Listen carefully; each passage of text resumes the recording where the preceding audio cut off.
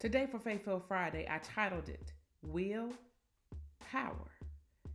The reason why I titled it that is because I was dwelling on Matthew chapter 6, around verse 10, when it says, "Thy will be done on earth as it is in heaven."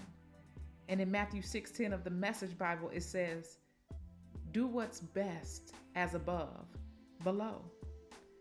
And I began to think about how God's will for our lives and his power to allow his will to manifest in our lives is what proves to be true every single day in my life. And I'm here to encourage you to surrender to God's will, to pray that prayer every single day. Matthew chapter 6 is how Jesus told the disciples to pray, but pray that prayer every day, that his will be done in your life as it is in heaven on earth. Because when you understand that concept, you understand that God is saying, I have what's best for you. My will is better than your will. My power to give you my will is better than your power. Only the Holy Spirit's power can move God's will into your life if you acknowledge the fact that God's will is what you need, that God's will is better than your will, that God's will is better than other people and what they desire from you or what they think your will should be. You have to understand that the will of God and the power of God can take you places that your own will and own power cannot take you.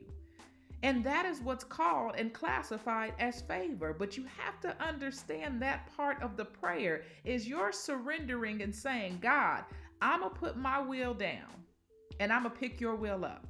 I'm going to stop trying to control situations. I'm going to stop trying to do things on my own. I'm going to stop trying to create things on my own. And I'm going to let you have the power in my life to do your will. And some of the things I may not like that you ask me to do or ask of me, but I trust you. I trust you to give me the willpower that I need to succeed. And that is what God will do when you trust him enough to say, I surrender my will and I surrender my power over to you. And I want you to do what's best for me as it is in heaven, down here on earth.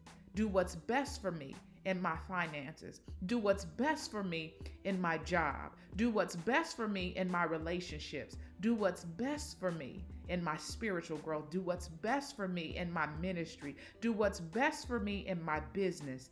Do what's best for me by giving me willpower that is directly from you. I hope you were blessed by this message today and enjoy your Friday. And I will see you next week.